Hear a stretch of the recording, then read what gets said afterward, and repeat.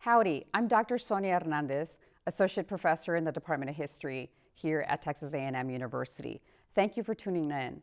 Today I want to talk about Reconstruction, looking at it from the Texas experience, particularly through a Tejano lens. And I want to start us off thinking about three questions that can help guide our discussion.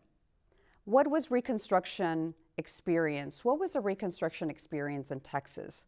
How did Reconstruction and its aftermath affect particular communities, such as African Americans? And finally, how did policies enacted to limit African Americans in the aftermath of Reconstruction end up affecting Tejanos? Well, tensions had grown between the southern states and northern states in the years leading up to 1861, which culminated in the splitting of the nation. And this was primarily over the issue of slavery. This Civil War and the process of reuniting the nation, known as Reconstruction, affected every single corner of American society, and certainly Texas was not spared. Around 90,000 Texans participated in the Civil War on both sides, whether they were supporting the Union or they were supporting the Confederacy. Reconstruction for many, particularly those who had supported the Union, was envisioned as something that could potentially create, quote, a more perfect Union. As this beautiful painting shown here by American John Lawrence suggests. But Reconstruction would not be easy. And in reality and in practice, it was nothing like this painting here illustrating some kind of harmonious process. Reconstruction actually created much resentment toward those who had won the war and its supporters. Now, congressional Reconstruction, or the act or process of putting the country back together politically, economically, and socially, was not a smooth process and lasted between 1866 and 1876. As Texans found a new normal, the path toward took them basically on different visions. It took them on different paths, centered on what to do with the freedmen and the freedwomen and their families. There had been a loss of political power of the old Southern Democrats and a rise of the Republicans through the Republican Party, which would come to control and supervise this Reconstruction process. So what were the goals of Reconstruction? Well, the main goal was to restore the Union, bring the states back in line and represent one political entity, one country. It also involved the transformation of Southern society, and it involved the enactment of legislation favoring the rights of freed slaves. Remember that Texas had joined the Confederacy, supporting its right to hold on to slaves, and this had been an issue even as far back as the 1830s, when Texas had pushed for independence, particularly because Mexico had abolished slavery in 1821. In Texas, Reconstruction policies and actions pitted former slave owners and Union loyalists against one another. And some of these encounters were quite heated and could be quite brutal. Well, Reconstruction, precisely because it was imposed from outside, would provoke an ideological civil war of sorts. Now that the war was over and the issue of slavery had been settled, the process of declaring slaves free had begun, and of course with the Emancipation Proclamation. But in Texas, that day came on June 19, 1865, which is now a federally recognized day acknowledging the freeing of slaves in our own state. On June 19, 1865, Union troops in Texas began to enforce the end of slavery. Around 250,000 enslaved Black Texans now had gained legal status.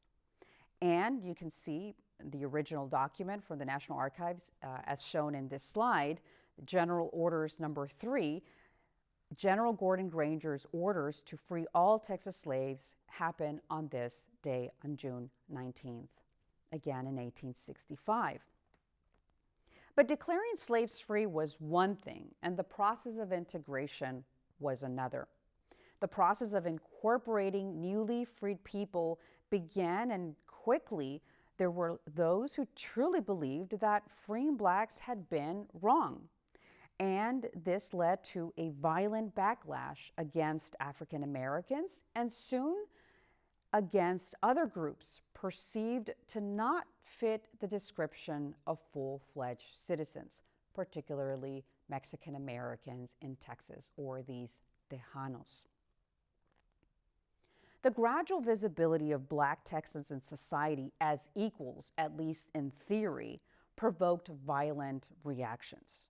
This strong aversion and rejection of seeing these new African Americans as equals has quite a violent history in our state. Well, what about Texas Mexican Americans, these Tejanos? Well, while this was a different demographic group with its own history, we can point to similar experiences during the period of Reconstruction and in its aftermath. And for Tejanos and certainly their African American counterparts, I mean, despite the fact that they had helped to build Texas since the days of the Spanish province of Texas, many of them would in fact pay a heavy price for supporting Reconstruction policies and actually being involved in that process. Well, it's important to point out that there were Tejanos who had supported and defended the Confederacy and had defended the institution of slavery and had owned slaves themselves.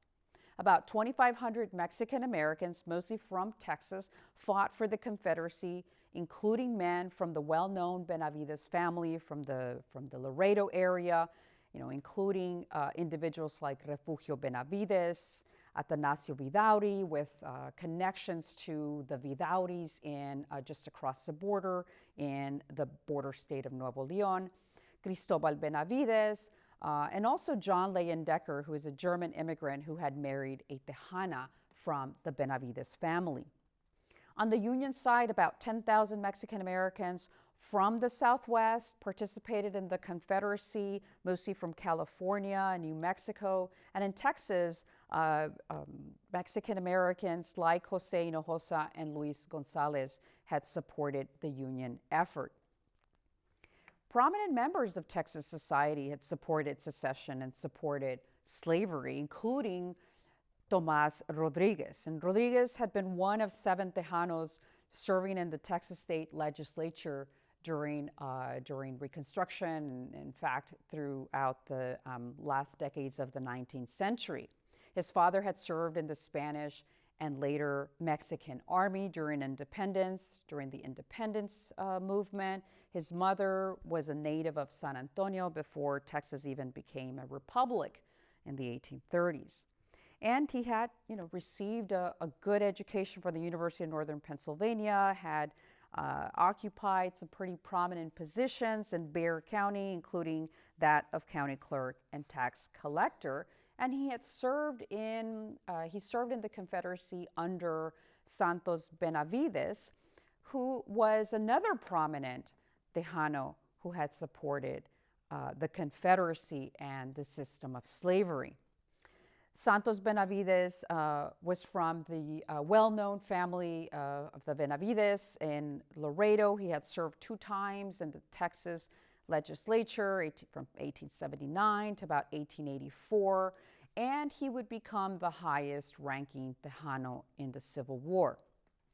We can say lots of other things about Santos Benavides, but I'll share that he is known for, quote, saving the cotton trade despite, the Civil War, despite the raging Civil War and the blockade of several key southern ports, and he was able to do it continuing trade via Mexico. Well, soon there would be a backlash against those involved in supporting Reconstruction. Despite this, history that I've shared in terms of people helping to build Texas, and despite their military service during the Civil War.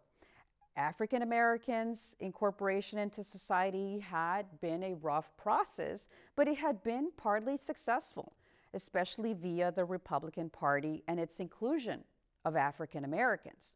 Some had assumed political positions, given their new rights enshrined in the so-called civil rights amendments, the 13th Amendment, 14th and 15th Amendment. Remember what the 14th Amendment stated. It had been passed by the Senate on June 8th, 1866, and it had been ratified 2 years later.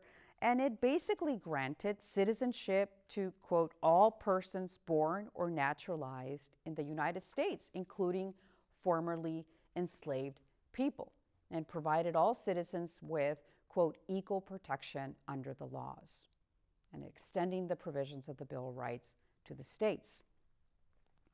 But many began to resent these imposed Reconstruction policies and these imposed safeguards, which soon led to a rejection of integration, which eventually turned into separate or segregated integration. Roughly about 500 African Americans were lynched during this time period, and we have to be careful with these statistics because these were recorded lynchings, and there were many more, and also other acts of violence perpetrated against African Americans, during this, the last quarter of the century. And we have to remember that they were not property anymore, so they were not as protected during periods of increased mob violence because they were not property anymore. While some prominent former Confederate supporters were spared, the majority of Tejanos felt the consequences of this backlash against, an external, this so-called external imposition of power and order. And at least that's how it was seen by the locals.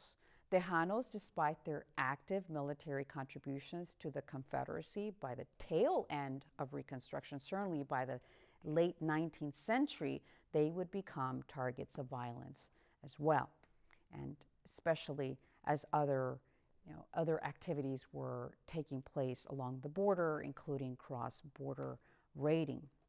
So you have, by the tail end of Reconstruction, and certainly by late 19th century, an increased activity associated with mob violence. In many cases, this violence was organized, well organized.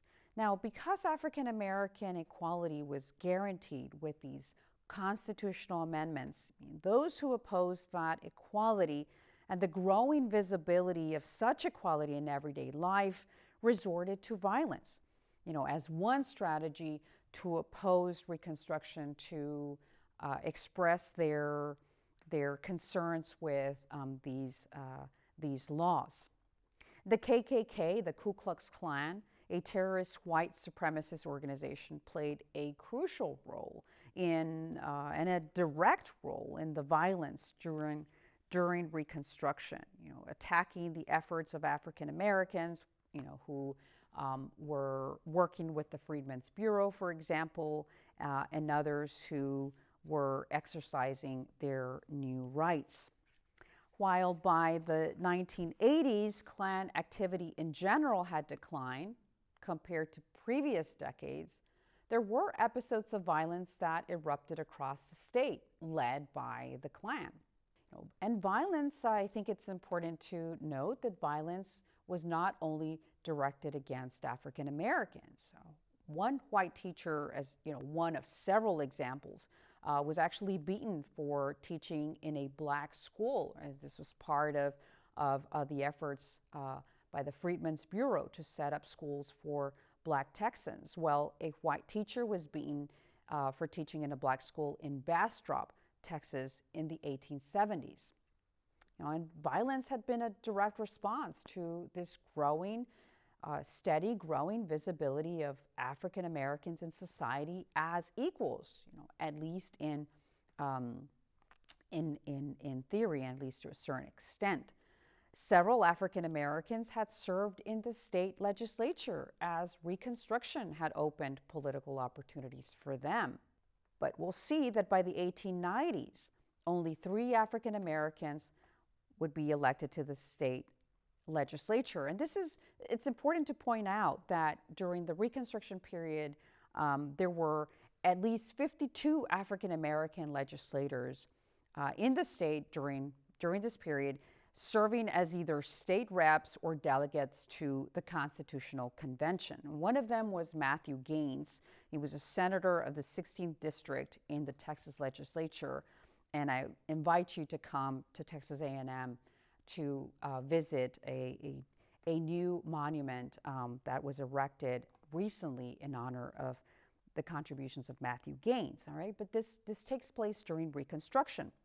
I think we can say, we can make a comparison here in terms of Tejanos. There were at least 7 Tejanos who had served in the Texas legislature, and by the close of the 19th century, right, early 20th century, there would only be 1 or 2.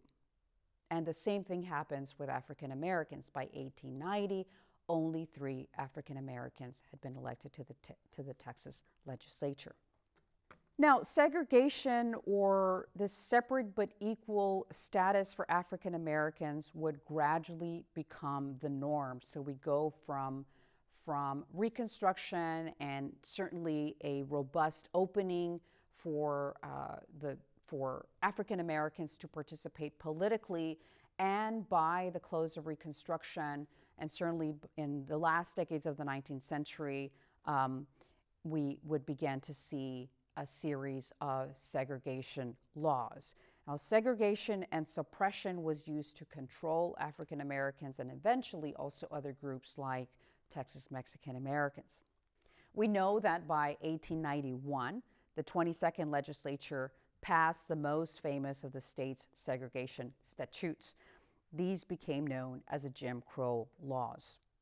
It limited the physical movement of African Americans, the social advancement of African Americans, and certainly the political participation of African Americans.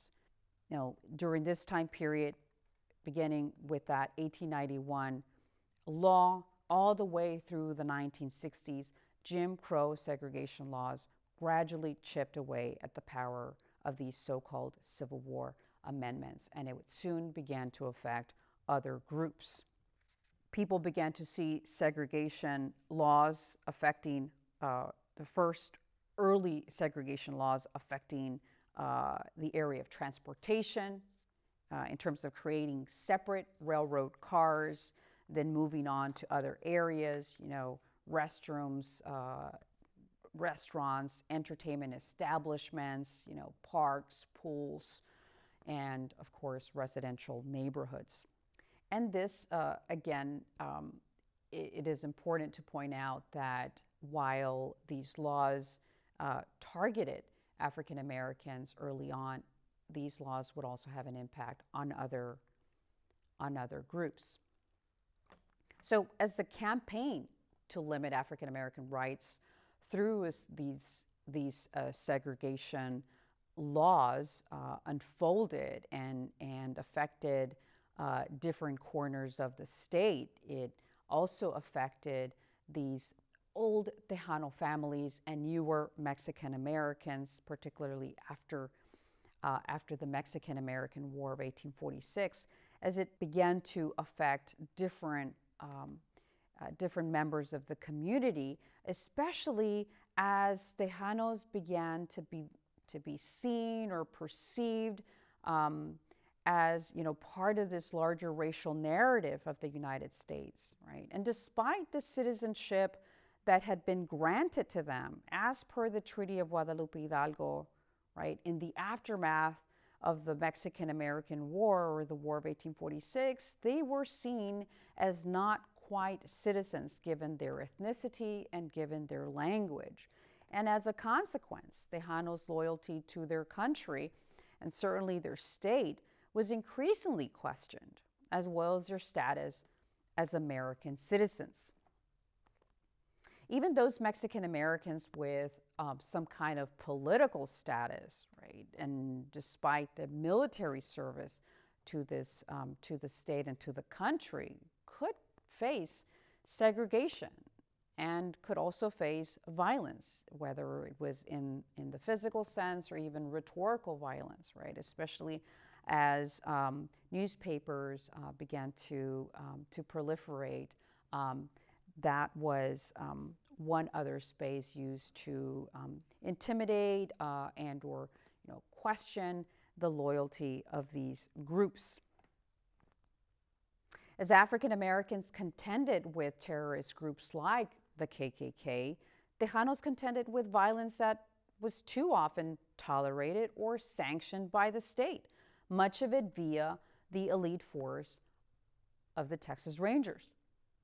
A lot of the tactics that the Texas Rangers used included, participation, direct participation in lynching, shooting before asking questions, and death by proxy, or even labeling Mexican Americans as potential bandits, thereby justifying their elimination. And we know that, just by looking at a couple of Texas Ranger Patrol songs, some of those songs, some of the lyrics referenced Mexican origin men as, quote, not quite real men, or referencing how it was better to, quote, place Mexicans 6 feet under. And those are just a couple of examples of what Texas Mexican Americans had experienced during this time. Well, to recap, let's think about the questions that got us started early on in terms of the Reconstruction experience in Texas, and particularly how it affected groups like African Americans, and soon also how it affected Texas Mexican Americans. Well, Reconstruction was the process to bring back the North and the South, and it was certainly not a smooth process. And in places like Texas, while Reconstruction had made gains, most notably opening up political spaces for African Americans and Tejanos, there was eventually much resentment due to the decline of those who had been in power, these old Southern Democrats.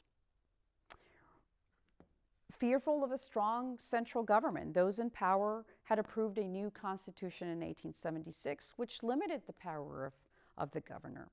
And this marked the official end of Reconstruction in Texas. And in fact, the Constitution of 1876 remains the basic law in Texas to this day. By the time Reconstruction ended in the 1870s, Texas was still predominantly a rural state. More than 2/3 of people were engaged in agriculture, and only a tiny fraction of the entire population, about 6 or 7%, lived in growing urban centers. But for the majority of the newly freed people, they had not been elevated to full equality and would come to work in the agricultural fields alongside their Mexican American counterparts. Slave labor eventually replaced was eventually replaced by the sharecropping system, which kept African Americans in poverty and subservience to what was essentially a predominantly white landowning class for years to come. And in the backdrop of this continued conflict, because this would continue well into the late 19th century and first decades of the 20th century, there would be other challenges, including the continuous conflict with indigenous groups that eventually would be expelled from the state, such as the Apaches and Comanches. But that's another lecture topic for another day. Thank you very much for tuning in.